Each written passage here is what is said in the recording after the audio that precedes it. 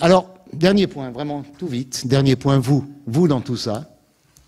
Vous dans tout ça, c'est simple. Ça se résume en 3 lettres. BDS.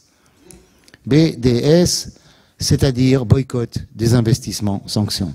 Cet appel lancé il y a 11 ans par les Palestiniens et au monde est une ligne stratégique proposée et à mon avis très juste et à mon avis aussi qui a montré déjà son efficacité. Si à 11 ans on m'avait dit qu'on en serait aujourd'hui là où on en est, qu'on passe, pour être dans la logique française, des oranges avec un petit O à orange avec un grand O, j'aurais dit vous rêvez. 10 ans, il faudra beaucoup plus que cela. C'est-à-dire on est passé des oranges, c'est-à-dire des boycotts, des actions symboliques menées par des militants, dans les supermarchés, à Carrefour, etc., pour boycotter les produits agricoles israéliens, les oranges, les avocats. Aujourd'hui, où c'est Orange, le PDG d'Orange, qui vient en Israël et qui veut rompre son contrat avec partenaire qui est l'Orange israélien. Alors, il a fait marche arrière sous la pression de Valls, mais c'est reculé pour mieux sauter. Ça aura lieu. Et si c'est pas Orange, c'est la compagnie des eaux hollandaise qui a rompu, alors là, rompu définitivement son contrat avec la compagnie des eaux israélienne.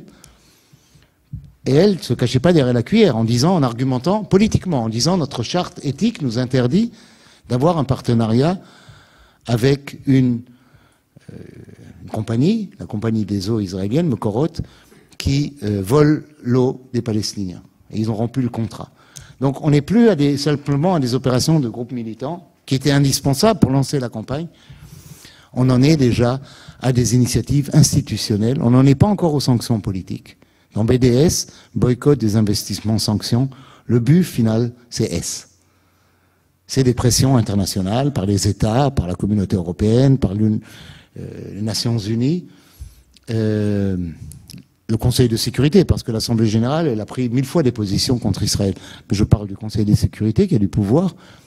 On n'en est malheureusement pas encore là.